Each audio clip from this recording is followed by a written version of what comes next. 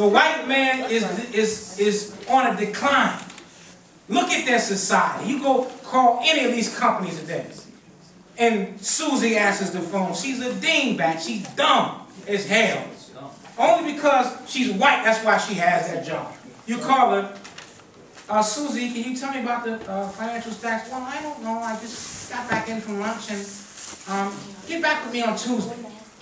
You call her on Tuesday. Well, I got to go to lunch. I'll call you back, sometime tomorrow. Then Wednesday comes.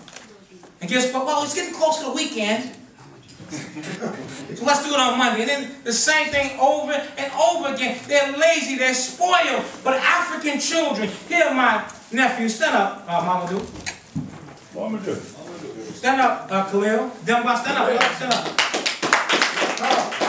Stand up, don't be embarrassed. These young men hold your fists up. Are from Mali and the Congo. Yeah.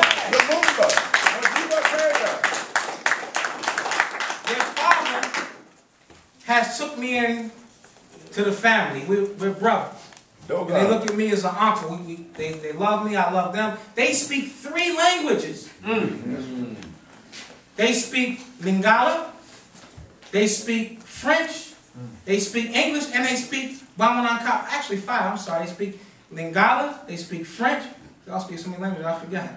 Lingala, French, English, some Bamananka, and some Songhai. Now, I'm not knocking our brothers and sisters here, but how many of us speak that many languages? Just can't speak English. We barely can speak English. Shit, so, we don't speak no English. This ain't no English we speak. But I'm saying to say, they speak all those languages, and they came to America just a few years ago, and they speaking, they rapping, I put the beat on, they freestyling with me. So, the brilliance is in Africa. Yes, sir. Thank you, brothers. Thank you. Long live Africa. Long live Africa. Yes. So I'm saying it to say that Africa is on the rise. That's right. Africa is coming up. They're ambitious. So if you know what I know, you will separate from this no good blue-eyed beast. The goddamn white man. The goddamn white man. That's right. If you all heard my song on the WRFB, Sister Jerry played it, and the goddamn white man, we'll separate from the goddamn white man and return home to Mother Africa and do something for ourselves. Let's give Africa a hand.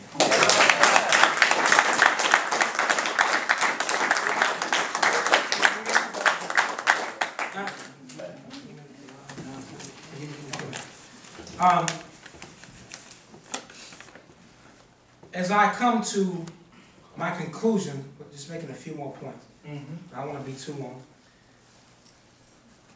We have to understand that this no good blue-eyed beast crawled around on his all fours. That's right. Making it with animals. What was that, brother? They do it today. That's right. Didn't cook their food, didn't bury their dead. That's right. Would just take a big old rock and bust an animal over the head and drag it to the cave like Dr. Khalid Muhammad said, and the grandma devil and the auntie devil and little baby devil would have a feast with the blood dripping out the side of their mouth. That's right. Just nasty and funky. And some of y'all want a white woman. That's right. That's right. When you're looking at, all these models, Cindy Crawford and Pam Anderson, that's a damn cave woman you're looking at. That's right. I guarantee you, if you put her in a cave uniform, you will see her for what she truly is. Ain't no woman more beautiful than the black woman. That's right.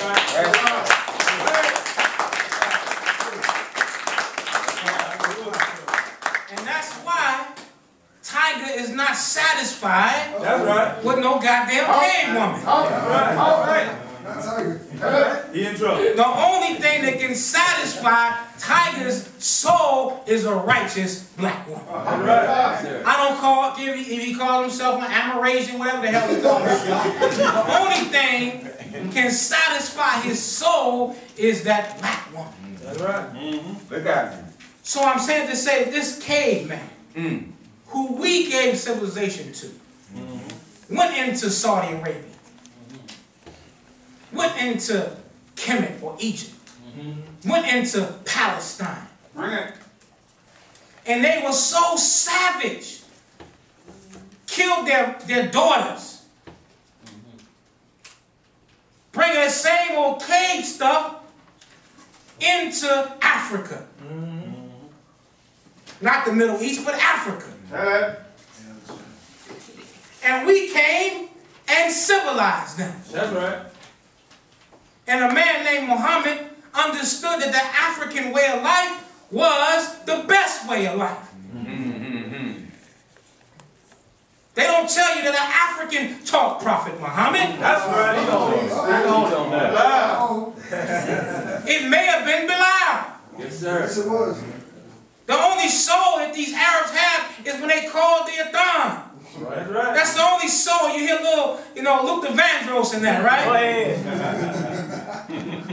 When they go, Allahu Akbar, that's soul. That's like Luther, Michael Jackson and all that thing. Well, Arab ain't got that. That's right.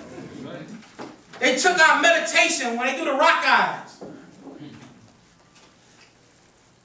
What the Chinese call Qigong, they took the meditation because they were so undisciplined, so weak, that he taught them how to do that. Right. And he recognized Bilal understood truth, so he freed Bilal. That's right. And he said in the hadith, Go ahead. Arab, Go ahead. that he heard the footsteps of Bilal going into paradise for his own. That's right. That's right. That's what it said. When they make Hajj, they kiss the black stone, huh? Right. And they throw rocks calling the white stone Shaitan. That's right. How that? Make it plain. So how can you now follow an Arab? How can you follow them? Then when they came up, they went to Africa. And because they were talking baby language. A baby can point. You see what I'm saying? Baby can, he's limited, but the African didn't understand, okay, what's so great about it? We've been doing that. We've been respecting our women. The women chiefs, women queens. Go ahead. We knew how to bury our dead. That's right. We knew how to eat to live. So they came and said, well, they're doing it different. They don't express it the same way we express it. So now we're going to force them with the sword to practice our version of our religion. And so they enslaved us and made us take their religion, and we gave up ours sometimes willingly. When you go to Africa, you don't see names like Sundiata. You don't see names like Fakoli. We all Omar, Usman, Ali. And they tell you those are righteous names. Let me ask you something, Arab. Listen to me well on YouTube. We're going to put this on YouTube. I ask you a question. If Prophet Muhammad and Omar and Usman were savages living in a savage state, how did those names become holy? Was it holy when they were killing their daughters? Come on. Come on. So how are you going to tell me I got to take on an Arab name, huh? Instead of keeping my African name? Let me stop right there before I finish. So when Elijah Muhammad came, I'm not talking about the Nation of Islam. He came with his version. His version was the best version. It was not like that Arab stuff. He taught you that the black man was God and the white man was the devil. They don't teach that. That's right. That's right. And you had his son who went to Saudi Arabia and sold us out. Come on. That's right. Teach. That's right. Before he passed, I'm not going to call him, I used to call him the Eham. Watch out. Because he brought us all that swine back. What can an Arab do for you? That's right. If you're going to be a Muslim, then follow Elijah Muhammad. We can't be following no